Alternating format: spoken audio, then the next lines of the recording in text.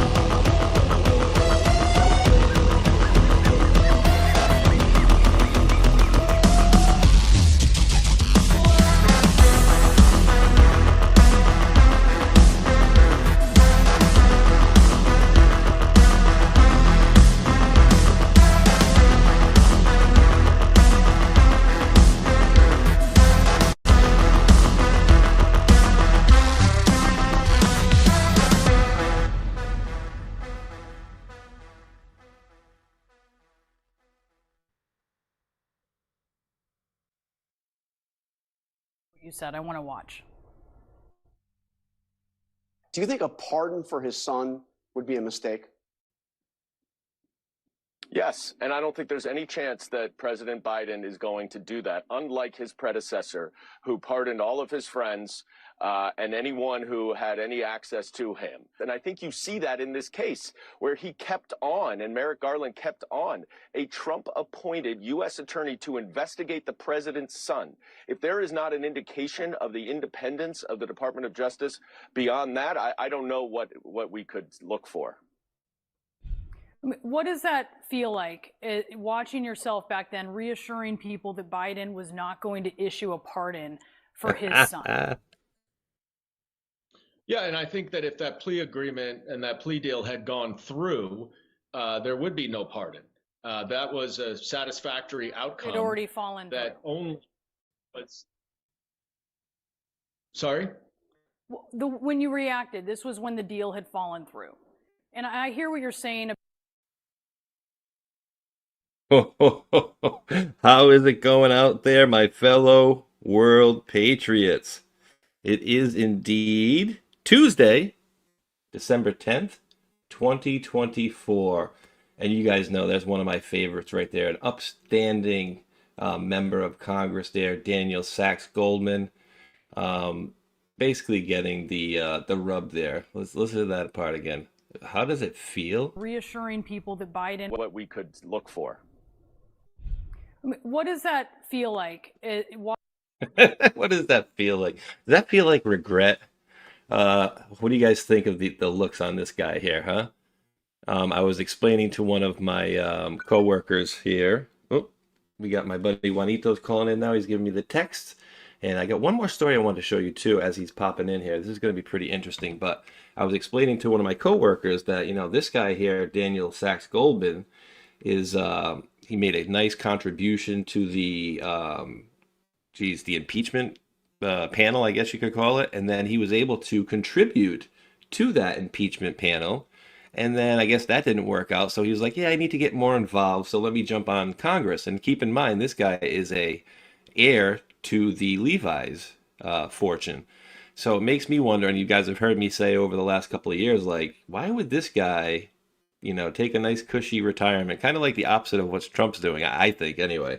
I think some of these people have some things to be concerned about, and I think they're trying to basically do all they can do to maybe get themselves out of some issues that may allegedly be coming down the pike there.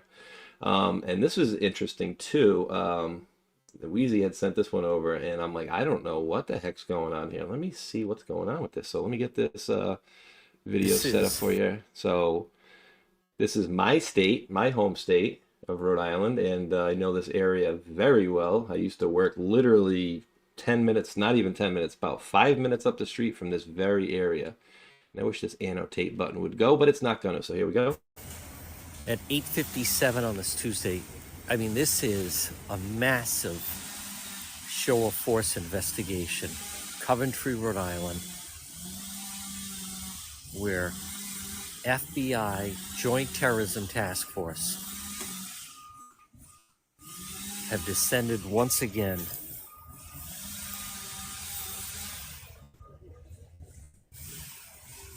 on this plot of town land, and this time with an excavator. Last Monday, they were here, and they had canine, and then they were all digging.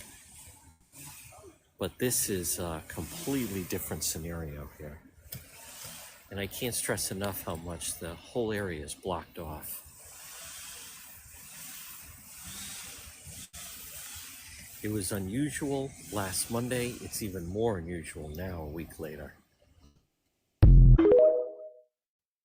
So what indeed is going on here? All right, well, let's get the answer. Had to do a little quick scouring of the web here, and was kind of setting up this stuff here for the show, and there was some questions being asked. Well, actually, before I show you the video, let me show you what they're saying up on top here, and I want your guys' opinion on what you think this is. It says the FBI joining Coventry police in a wooded area off Eisenhower Street in an investigation to find evidence related to a case of human remains found at this location. We've seen them taking photos and sorting through the leaves with a metal detector. Let's listen to this 40-second clip here.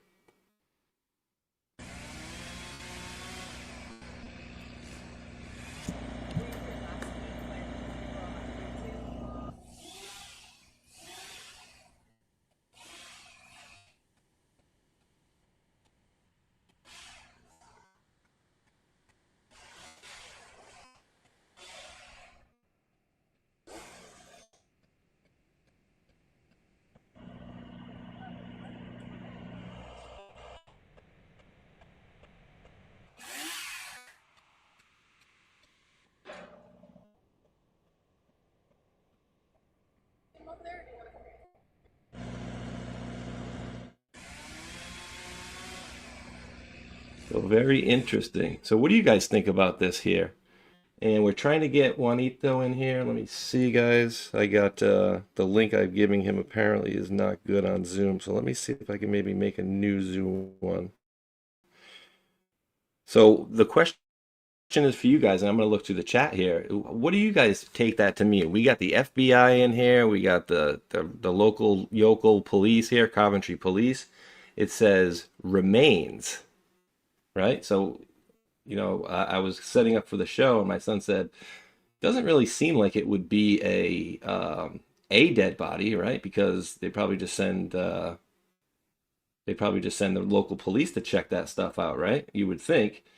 And then my guess is it's multiple remains. I mean, we don't really know, and I have quite a few friends that live in Coventry still, so I'll definitely keep up on what's going on here. Now with Juanito, who is over in the Tokyo area. Let's start a new meeting. Let me see.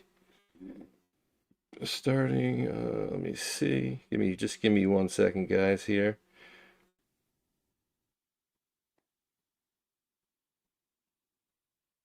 Here we go. Let's see. Let's start a. Let's go here. New meeting.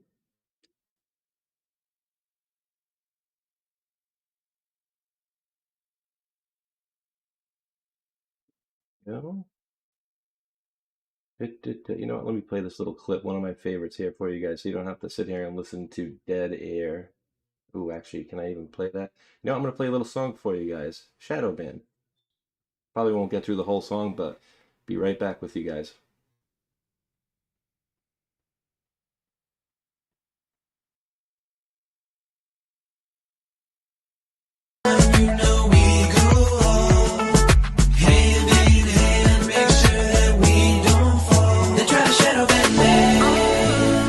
Shut me down, down, down. They try to shadow ban me, but I will not close my mouth. They try to shadow ban me, but they can't shut me down, down. All right, ladies and gentlemen, I've tracked him down, and it actually was my bad. I gave him some bad. I was giving you bad info, bad links, but we do have Mr. Juanito in the house. How's it going today, sir? It's going good, bro. How you doing? Not too bad, not too bad. Let me pop your lovely. I was asking, him before here. Are those boots made for walking? Apparently they They're are. made for stomping. Yeah, heck yeah. Oh, I just had new soles and heels put on them. I don't know about I think about 2 months ago, and what's amazing to me, the guy that did it was a pretty old school guy. He'd been around. He said he's first was doing heels and soles and shoes and all that when he was 13 years old, and I'm sure he had to be like wow. in his 80s. I got Jeez. to tell you, these were my favorite boots. They're most comfortable, and I was a little concerned about having anything done with them, but I literally wore it right through, to socks practically. Yeah, you And gotta get them. he did an amazing job. I just can't get over how comfortable they are. And yesterday Jen wanted to go somewhere here, and we took a cab, and then she said, "I want to walk back." I said, "Yeah, that's fine. Let's walk." I must have walked about 2 miles. These things, and I think they were more comfortable than my tennis shoes are, and you just get so used to a certain feel and like that, and they're warm. It's fall now here, and it's cooler, and I like a boot. It's just more comfortable to me. So, You're a anyways, boot good to wearer. have. They're faithful. There you go. There you go. And yes, it's been a few, a couple, maybe few months since we've linked up here. Let me show the folks some stuff because I'm pretty souped, and we know that we're back here on YouTube. And you know what I think I'm gonna do, Juan, is I pretty much have to blast at maybe 45 past the next hour. So maybe Mhm. like 10 or 15 minutes before that, I'm going to axe YouTube, and then anything you want to say, we can just let loose on. And until then, we kind of got to be a little careful. We're trying to I'll be matriculate the careful, people but let over. me say this. Sure. I want to kind of hit on some stuff. I might have to be a little bit coy because it is YouTube on some of the stuff I want to say, but Absolutely. I want to kind of hit some stuff that I don't really think is too much out there. There's a couple of us that are tag teaming and have certain information there. So many of the people, what they have is speculative, or they heard it from a person. I want to give you some kind of firsthand information that everybody here needs to understand. Within the 2020 theme, this is excruciatingly real. You're about to see things happen that are just going to be stunning and shocking. And all the things that we've talked about, including high profile throwing people in a box with bars, is all going to happen. Everything that we've been talking about, it's going to be epic. And we'll talk a little bit about the surroundings on that. Even stuff related to I don't know if you see the screen here. Look at what's front Let me get page. it What I'm bigger. doing here right now. Let me get it bigger up on there. Ooh. Yeah, Tokyo says tomorrow's culture page features a Tokyo shop that creators handmade with cards. I don't think that's what I'm showing, but it must be the must be the last page or something. But That was the very bottom line. Yeah, I was reading the very bottom uh, line there. yeah, oh yeah, yeah, There we go. yeah, South yeah. Korea's There's ruling party. that's related to the same stuff that we're having stuff going on all over the world. Yeah, Um, Syria too. Crazy. well, Syria's a little different. What is needed for those that are in the scope site is chaos, confusion, additional fronts that are security issues, war type settings to cause as many fires as possible as we see the change of administration. And I mean, I'm trying to be as careful as possible on every word. So I apologize for slowing down a bit to just not cause a problem. Look, we're talking through the controlled media matrix. We'll talk maybe on the back channel a little bit more clearly, but people complain because we don't talk more openly, on YouTube or something like that. Well, because they have algorithms in there. If they see a word they don't like, you're down. So some of the hosts, that have still got a site. How many times have you been pulled out and had to come back? We have to be excruciatingly careful, and we're trying to talk to people that, don't have a private channel, don't have a subscription or whatever. And there's a reason why, unfortunately, those are necessary if you're going to have certain types of conversations. But I'm trying to talk past that. I'm just telling this audience, it's coming like a freight train. Things behind the scenes that people speculated on and everything else, it's all real. There was in the hours before the completion of the event on November 5th, there was a nation state level, very high end, I mean, satellite, ground stations, communications hubs, war. There's no other way to describe it, that took place that literally didn't allow mischief within the states on that date.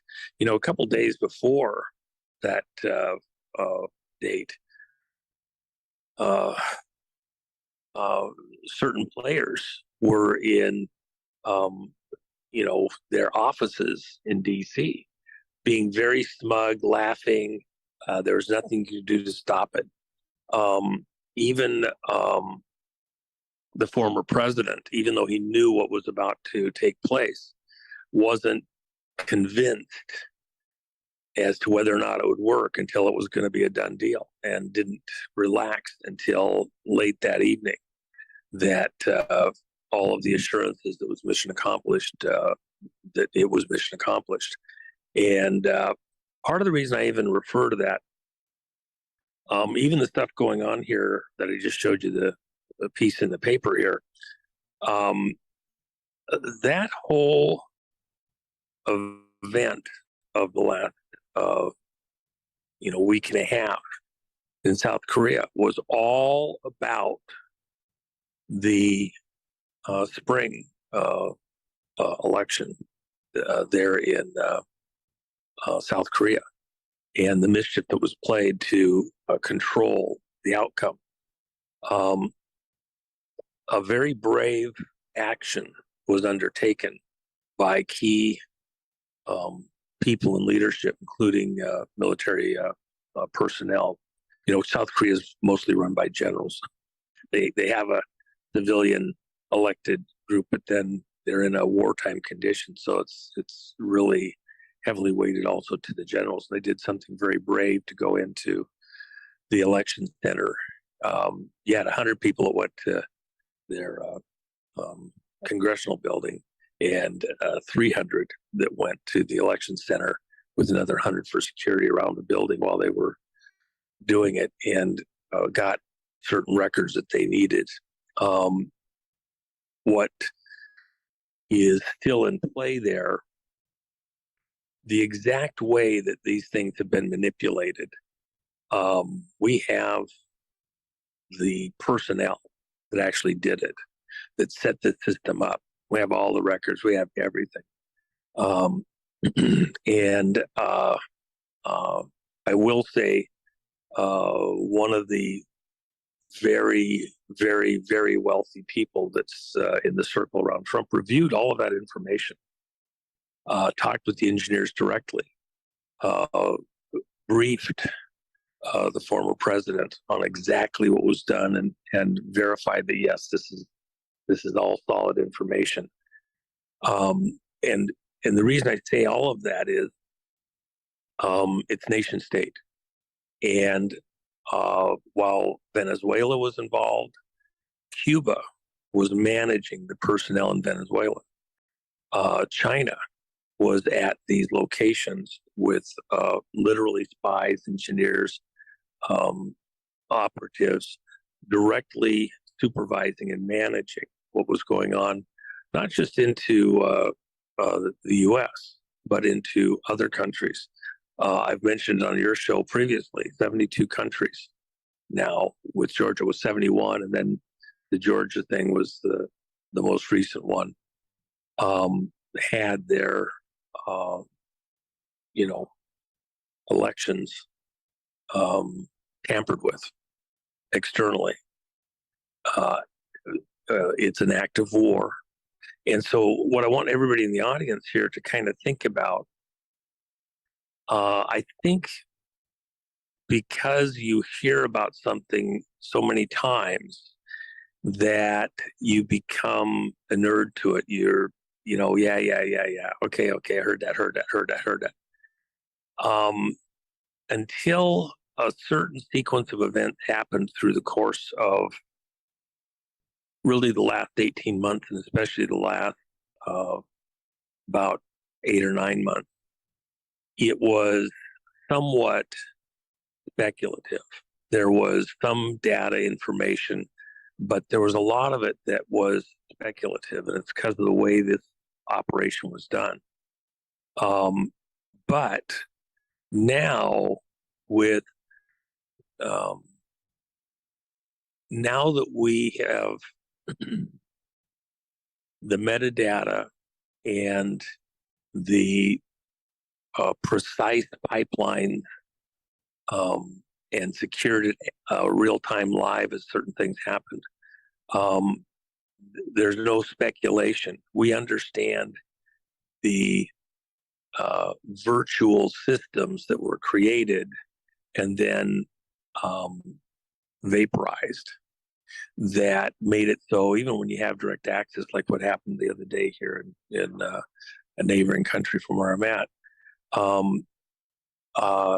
now that you know about the virtual side of how this was done, we don't look for the data the same place, the same way. And I will say this, the Mesa, Colorado clerk who's in prison right now, I can't even say the name without it triggering the algorithms and screwing us up in YouTube here. That's how un-American our social media stuff has become. Yeah.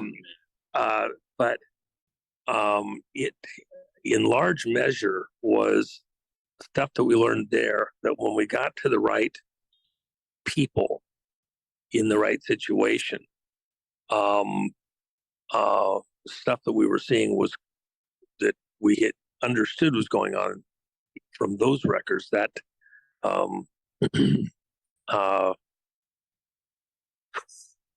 download forensic copy was proven, so that we knew that what the engineers were saying was also accurate.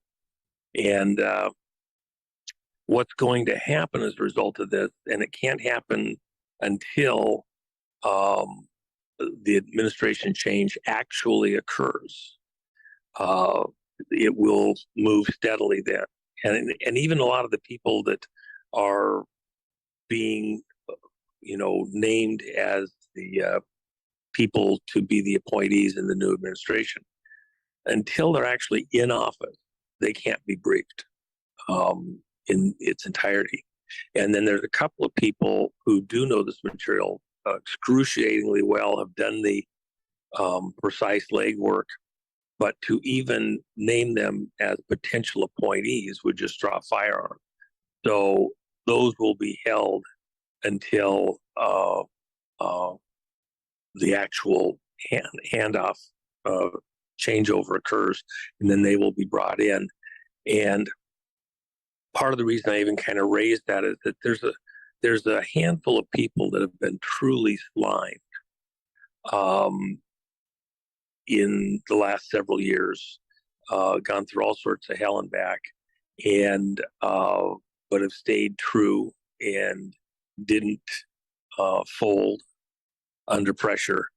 And when they come in and do their part in what's coming, I think a lot of people that were really ready and participated in the throwing of tomatoes and other bullshit and sliming people's names, they probably won't have the courtesy to apologize, but they should.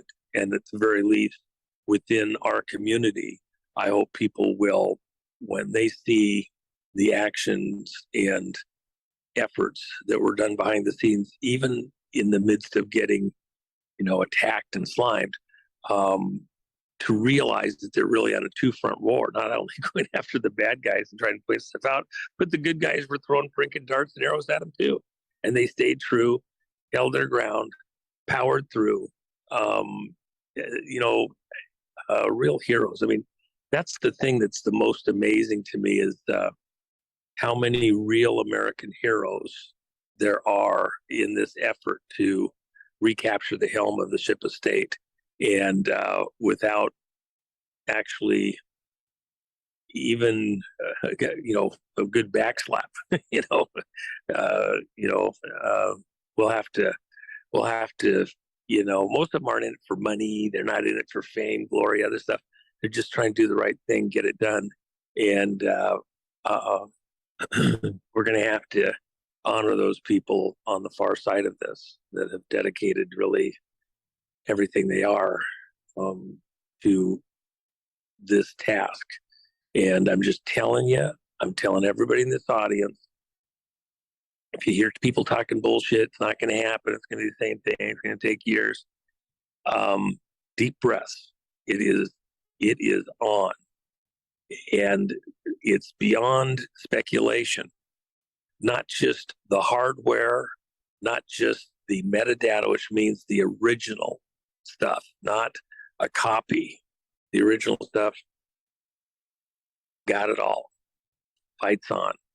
And they built a world-class media center down at that place that starts with a G.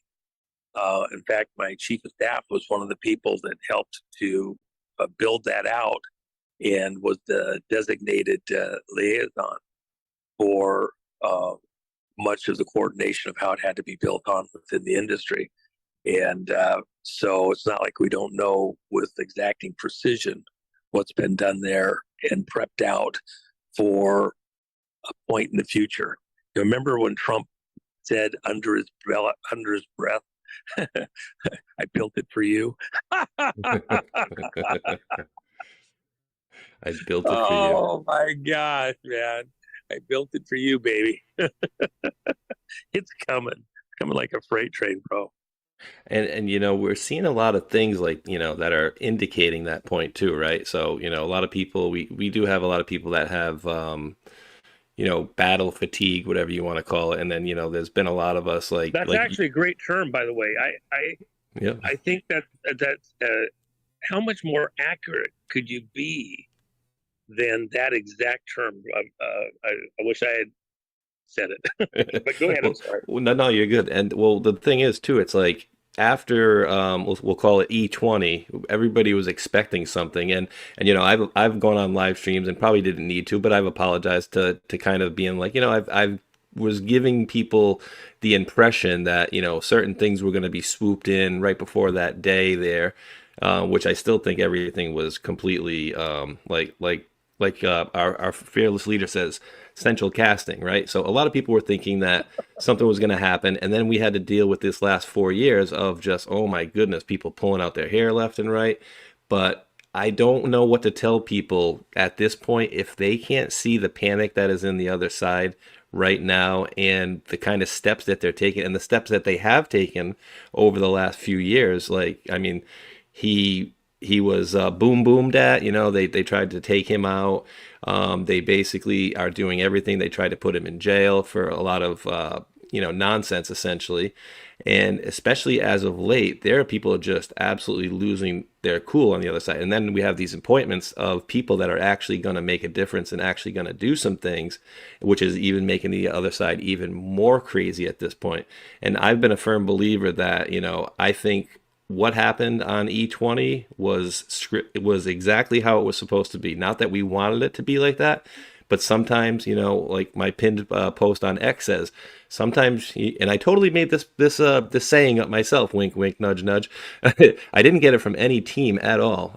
It's sometimes you can't just tell the people the truth. You have to show them. And in my opinion, we had to experience the things we experienced in the last couple of years, and not so much for us, because I think we were all kind of on board with that. But a lot of the other people, and especially on the other side. Like, how many people came from the other side to vote for President Trump in this last election?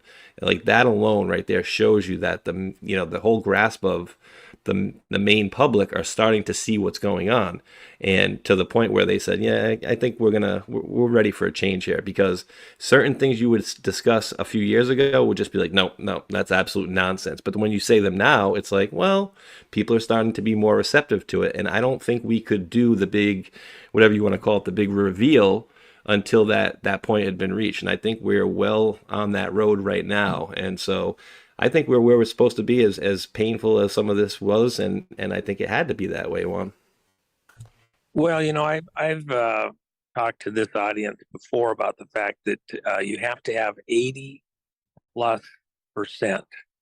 That was the number that was gamed out. You know, when I say gamed out, just to clarify in people's mind, we do war games using teams and their computers. So there'll be a team AB, which goes to something specific that happened years ago, and it was hard for the person that was the radio host that was the victim of that for a bit. But things on ideas where teams would compete to see how you could affect public consciousness, and they would both be making decisions and inputting them into this, literally a huge gaming computer complex, looking at social reaction and trying to map out what would people do if you say this, what people react if this happened,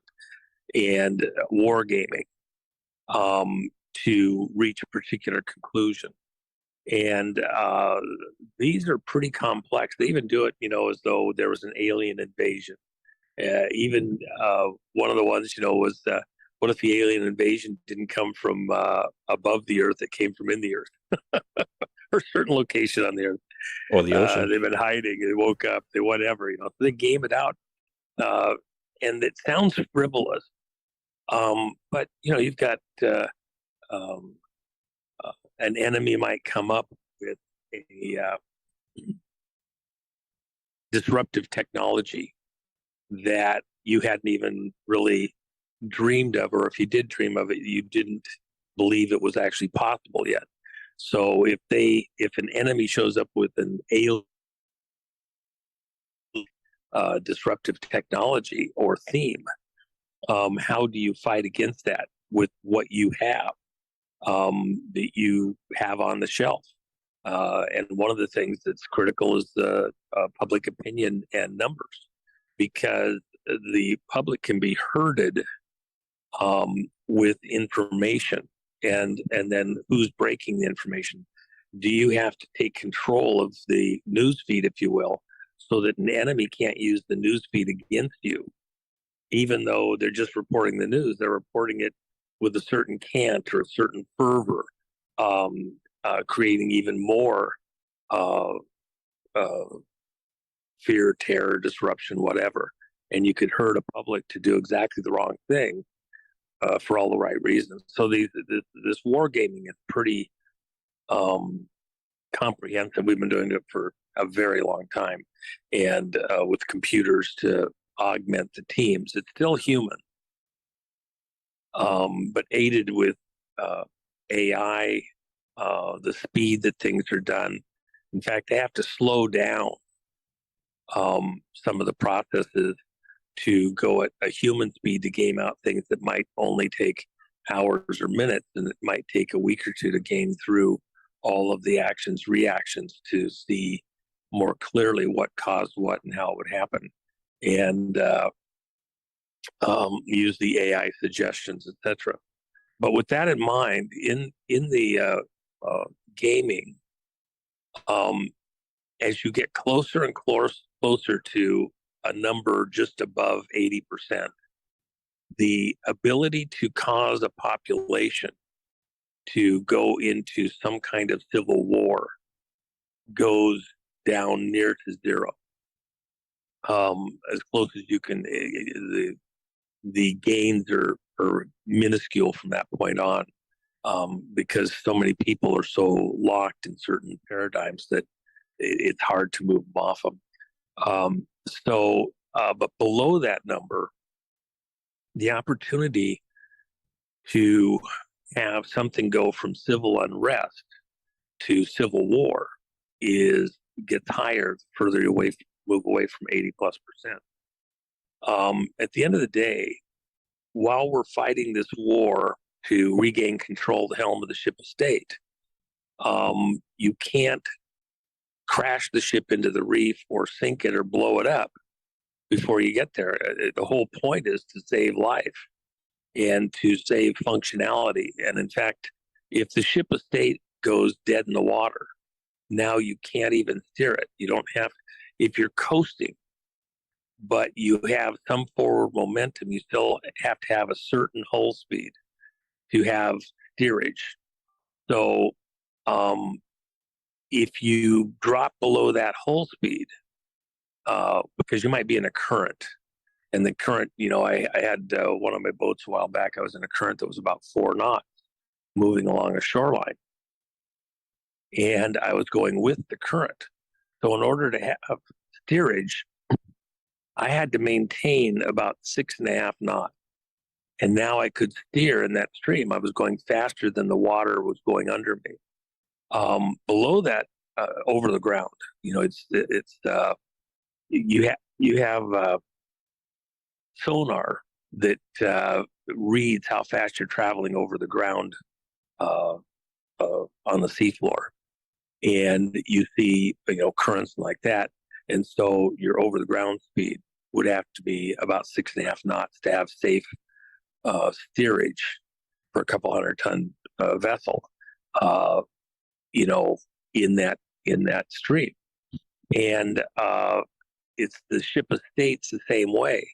Our country, if we go dead in the water, we're at the whim of the wind and the currents.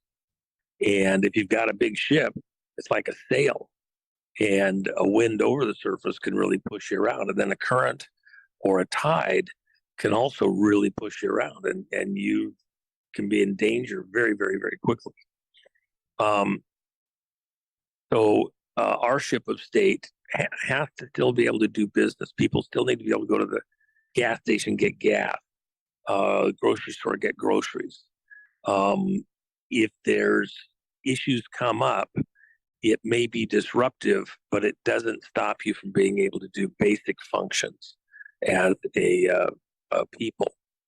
If you drop below that minimum hull speed, now you are in trouble. Now you can coast. You could have a week and a half, 2 weeks of things being dead in the water and pick back up, and you may have enough momentum that you're relatively safe for the most part, and or be in safe enough waters for a little period of time. But you know what? I'll tell you a funny story. Years ago, I was moving a boat for a friend, and I had checked everything and was comfortable. Everything was good to go. They had said they just put some diesel fuel in it, and I did a dip test on the fuel and was comfortable. I didn't have a bunch of water in there or something like that. I take off, and I'm about 8 hours into moving this boat for them. It was a smaller boat, it was like a 50-footer. And all of a sudden, I lose both engines, and I'm in a channel that's about a mile wide, but it's not a place I want to be. There's a tide change occurring and all sorts of drama. It's starting to get close to dark.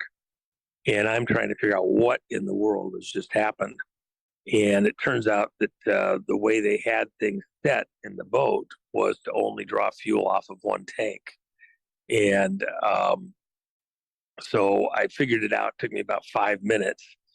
And I also saw that you have fuel filters that are clear, and you can see the fuel in these big filters down the engine room. And of course, it's tight space.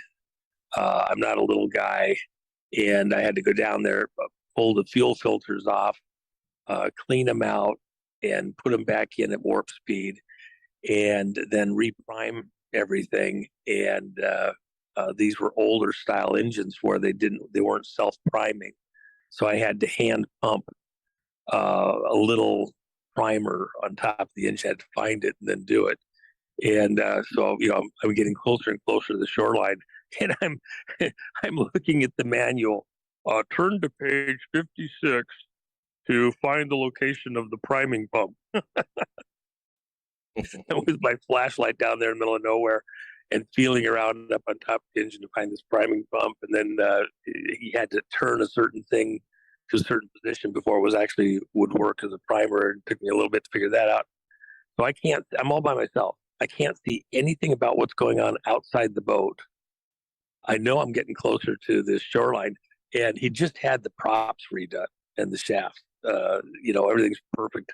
And I'm like, oh my gosh, if I beach this thing, it's going to be horrible. And I get it primed up. I get it up and running.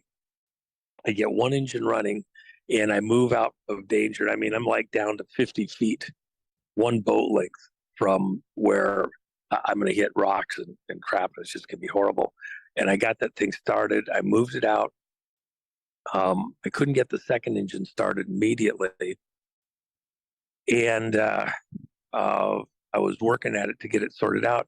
And lo and behold, it did the same thing again. Well, both tanks, what the deal was, they had switched from one tank to the other tank for both engines, because both tanks had a growth that you get in diesel tanks when they sit for a long time. And the boat had sat for quite a long time at one point. As long as you had plenty of fuel, you were fine. But if you didn't have enough fuel, you would start sucking this mold that was in there. And they put fuel in both tanks. And what the deal was, with the way the boat had been sitting, the mold all went to one corner of the tanks. And so when I did the dip test, it was in the high spot, and I didn't see any sign of the mold. I would have seen it in the dip test.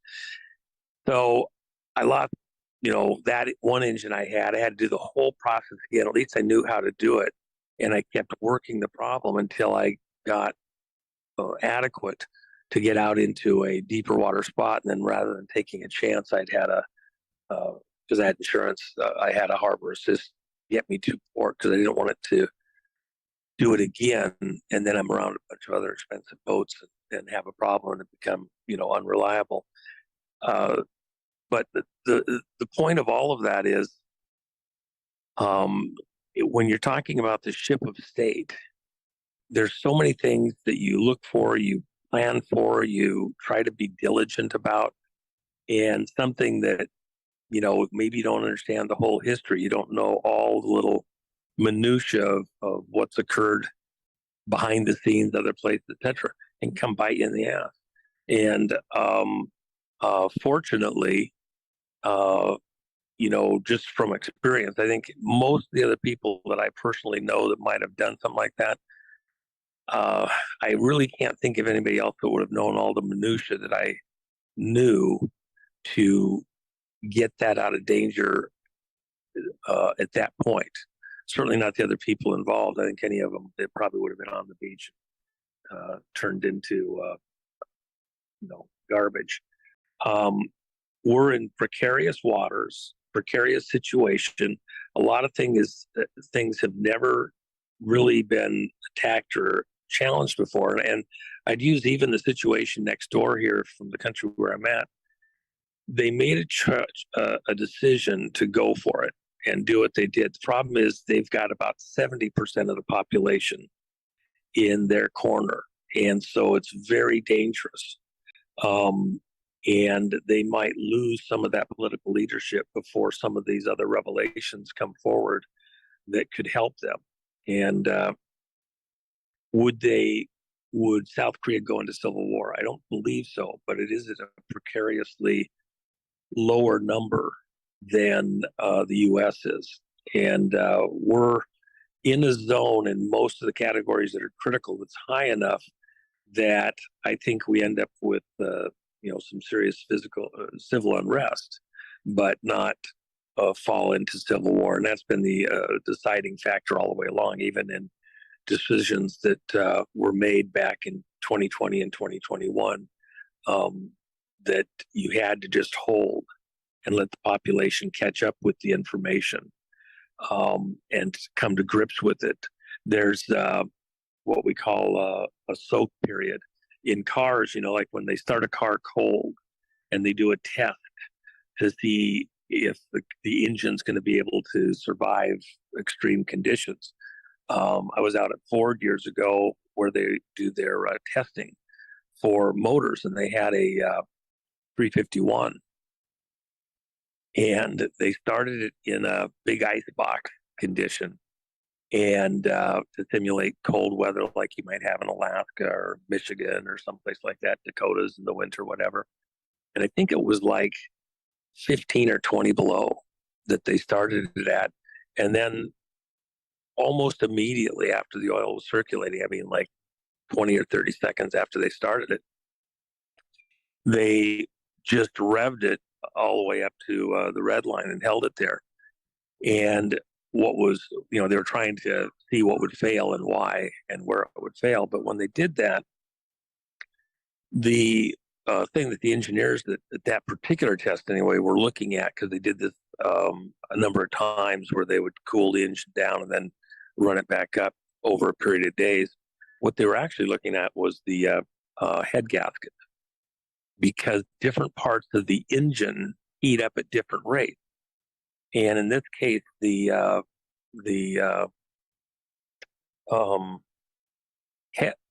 heads, which are where all the valves and that let fuel in and air out and like that, meet the engine block itself. Where they meet together, you can destroy, in that period, they were still using head gaskets on that particular application. They were looking to see how long before the gasket would fail, because the engine block would heat up at one pace and the heads would heat up at a different pace. And so the metal is kind of stretching and morphing and moving. And it'd be like rubbing your hands together, the head surface against the block surface in the engine. And as it's moving around, it can break the seal. And then as water gets in there or oil, it can blow the gasket that protects one area from the other. And so they were looking to see how harsh and how rapidly that engine heat up would cause those areas to fail. In normal driving, you still see it. You just don't see quite as extreme of movement. And so they're trying to race it to see where was the weakest place in the engine that they had to maybe beef something up or whatever. In society, in a people, different populations warm up, get hot at different rates from other groups. And so you are shifting these people around, and where they meet, where they intersect, you can blow a gasket as a society. So the way you avoid that is just like when you go flying. You'll get the airplane started, and you'll be idling it up and watching your temperatures. You don't just go racing off to take off, right after you started it. You're running that engine for a few minutes. You're watching your water temperature, your head temperatures, and you're waiting for everything to get up to temperature in agreement with each other, letting it all heat up together at a slower pace so you don't blow a gasket. You're not putting it under intense stress until everybody's at the same temperature. Then you can pour the pressure on, and not have things come apart because they're heating up at different rates. That's what you're really looking for here in society. Is we all need to kind of come up to temperature and agreement with each other on certain things, and then we don't blow a gasket as a society. I might have lost some people, but some of you guys that are mechanically minded, I think you'll grasp what I'm saying, and it'll hopefully make a little bit of sense for you. So we're not racing in some areas to just go take care of business, and those people that want to, if you're kind of a hothead, if you will, using car terms, then you could blow a gasket for other functions, and then you're out along with everybody else. We don't want to blow a gasket. We've had enough intervening time. Enough people have seen what has been occurring and are coming to some level of agreement. And I'll tell you, even in the case of this very, very wealthy person who had to be tuned up on this back last July,